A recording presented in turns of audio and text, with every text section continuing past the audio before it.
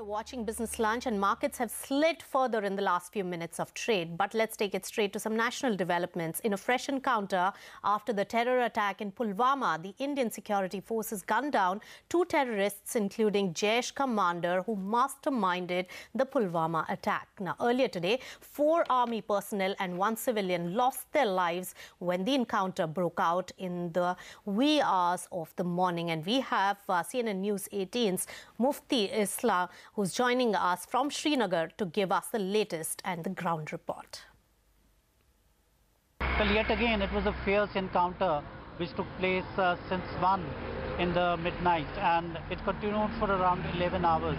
Now we're learning that 2 militants have been killed. One of the militants who have been killed is Ghazi Abdul Rashid, who was wanted by forces for that Thursday attack in which 40 CRPF men were killed. Now, Ghazi Rashid is very important in the Jaish hierarchy. He happens to be the top commander of Jaish, who infiltrated into the valley in December.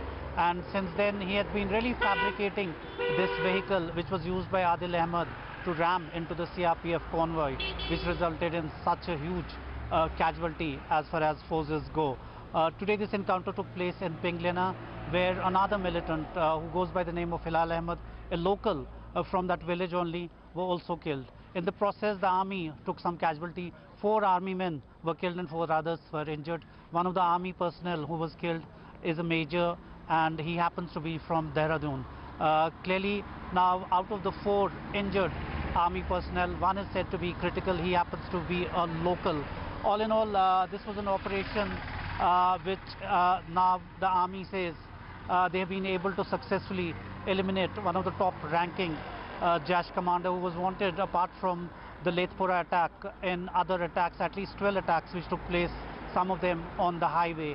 And with his elimination, the forces say that they will have some sigh of relief on the ground. In Srinagar, this is Mufti Islam.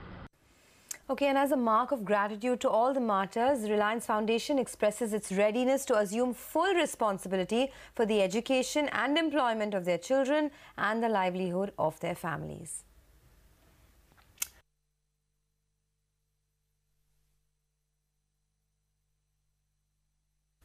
All right, amidst heightened tensions between India and Pakistan over the Pulwama terror attack,